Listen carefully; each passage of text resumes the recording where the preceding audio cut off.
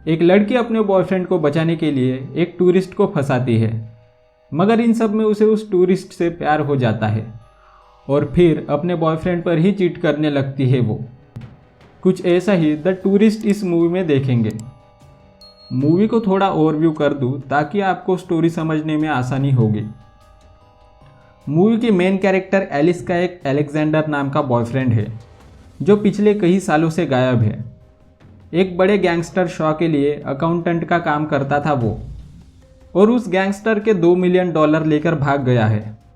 साथ ही गवर्नमेंट को पे करने वाले टैक्स में $700 मिलियन का घोटाला करके फरार है। इसी वजह से पुलिस और शॉ उसके पीछे है। अब देखते हैं कि ये अलेक्जेंडर को पकड़ पाते हैं या नहीं।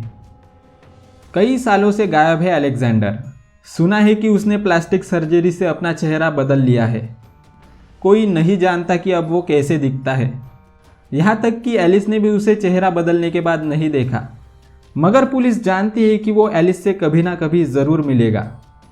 इसी होप में एलिस पर नज़र रख रही है पुलिस, और ऐसा ही हुआ। मगर अलेक्जेंडर स्मार्ट था। उसने एलिस के लिए एक लेटर भेजा जिसमें लिखा था कि वेनिस जाने वाली ट्रेन पकड़ो और वहाँ मेरी जैसी हाइट और एज वाले आदमी से दोस्ती करके पुलिस को यकीन दिलाओ कि वो अनजान आदमी अलेक्जेंडर है।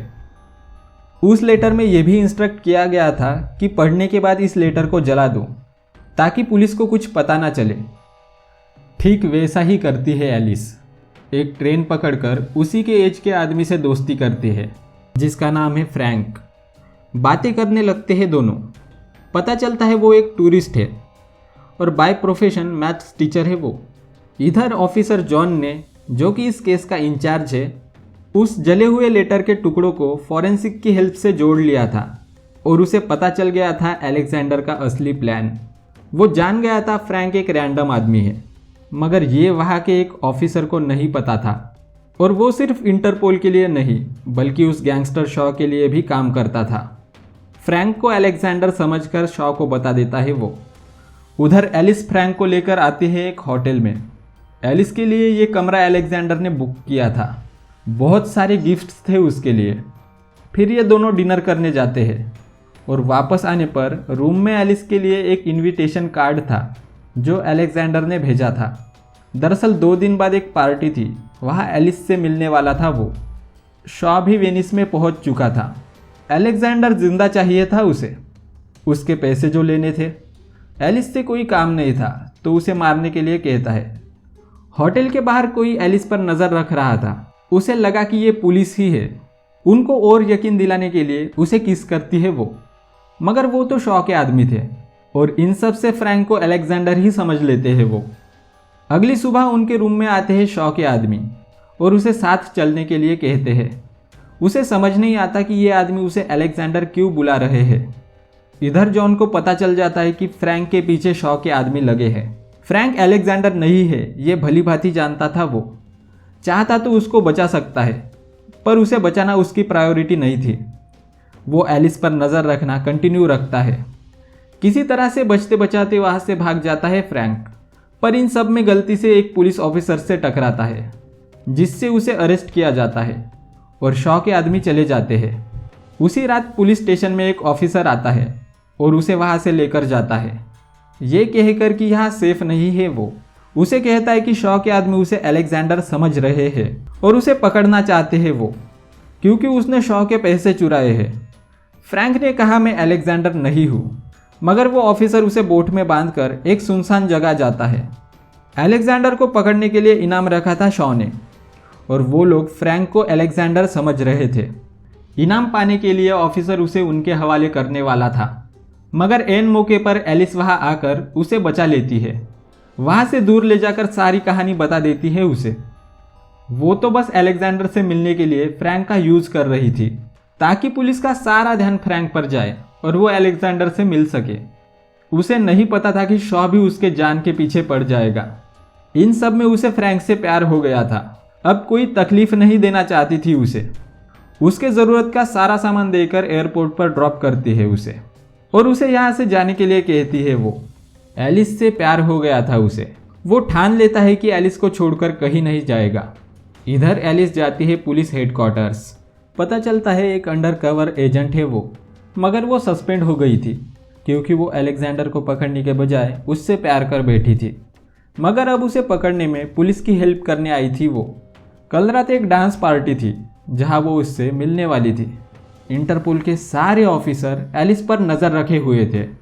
पार्टी में एक आदमी उसके सामने लेटर रखकर चला जाता है। अलेक्जेंडर समझती है उसे और उसका पीछा करती है।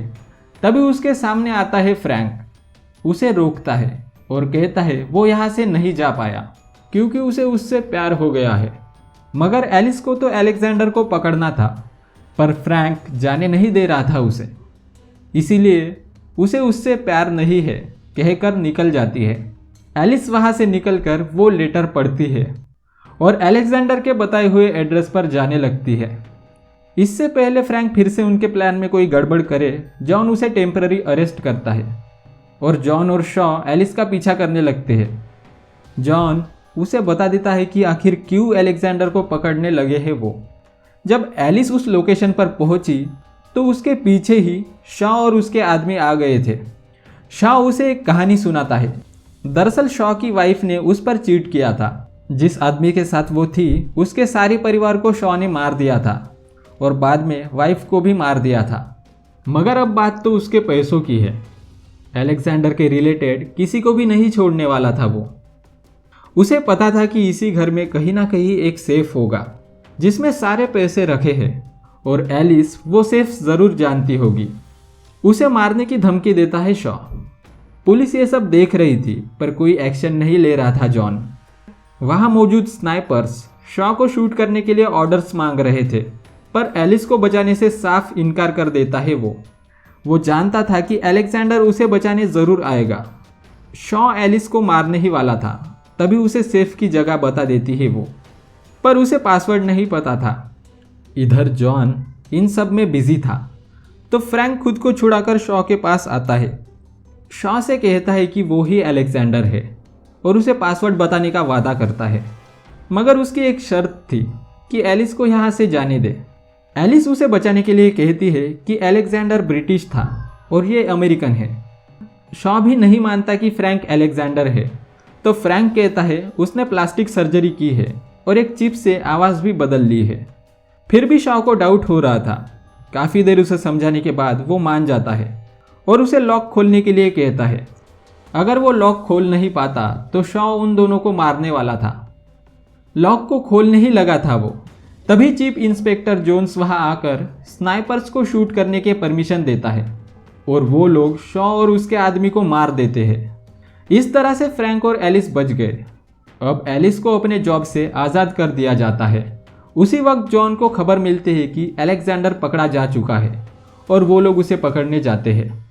फ्रैंक के पूछने पर कहती है कि वो भी उससे प्यार करती है और ये भी कहती है कि अलेक्जेंडर से भी प्यार है उसे। एलिस बहुत बड़ी दुविधा में थी कि उसे किसका साथ देना चाहिए, फ्रैंक या फिर अलेक्जेंडर। इससे पहले कि एलिस डिसीजन ले, फ्रैंक उस सेफ को खोलकर उसकी दुविधा दूर कर देता है। तब एलिस को पता चलता है कि फ्रैंक ही अलेक्जेंडर है। उधर पुलिस को पता चल जाता है कि वो आदमी जिसे अलेक्जेंडर समझ रहे थे वो असल में एक टूरिस्ट था जो अलेक्जेंडर के इशारों पर चल रहा था। पुलिस को चकमा देकर एलिस और अलेक्जेंडर वहां से भाग जाते हैं, पर जाने से पहले उसने $700 मिलियन का टैक्स जो उसने नहीं चुकाया था अब उसने गवर्नमेंट को लौटा दिया है। जॉन अब भी अलेक्जेंडर को पकड़ना चाहता था, पर अब तो उसका जुर्म मिट चुका था और इस केस को क्लोज किया जाता है। अंत में अलेक्जेंडर का पूरा प्लान सक्सेस हुआ और वो दोनों ये जिंदगी छोड़कर उनकी नई जिंदगी शुरू करने वाले थे। इसी मूवमेंट पर यह मूवी एंड हो जाती है। आपको ये एक्सप्लेनेशन कैसा लगा कमेंट में ज़रूर बताएं और ऐसे ही मूवी एक्सप्लेनेशंस देखने के लिए हमारे चैनल को सब्सक्राइब करिए। तो आज का वीडियो हम यही ख़त्म करते हैं। मिलते हैं अगले वीडियो में।